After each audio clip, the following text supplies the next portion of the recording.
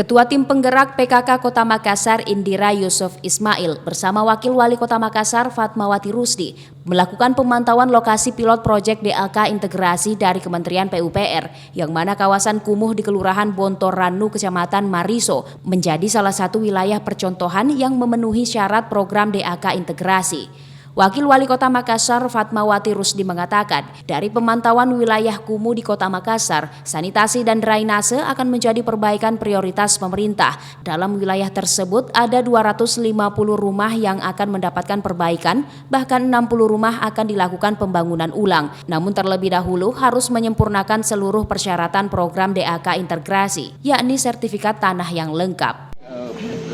Program pemerintah itu selalu mempersyaratkan adalah rumah itu jelas alasan. Kalau dari pusat itu harus ada sertifikat.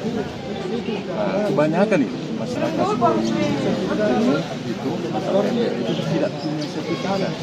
Nah ini masalah kebetulan kami dibantu sama BPN. BPN bantu, akhirnya kawasan ini bisa kami selesaikan, dapat bantuan dari pusat. Nah itu masalahnya. Banyak sebenarnya masyarakat kumuh MBR itu layak dibantu, cuma masalah administrasinya karena kami ini pemerintah ada persyaratan yang harus dipenuhi. Nah, paling bisa dibantu dengan CSR, kan itu juga ada proses.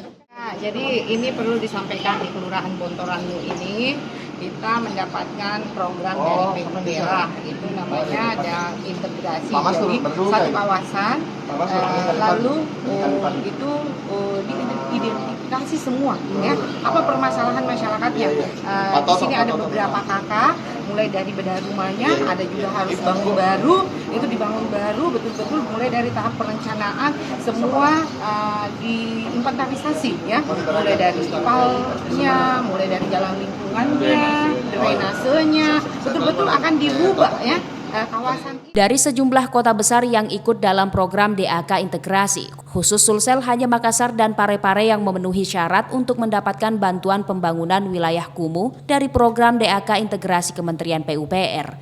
Ira, Fajar TV dan Fajar Radio melaporkan.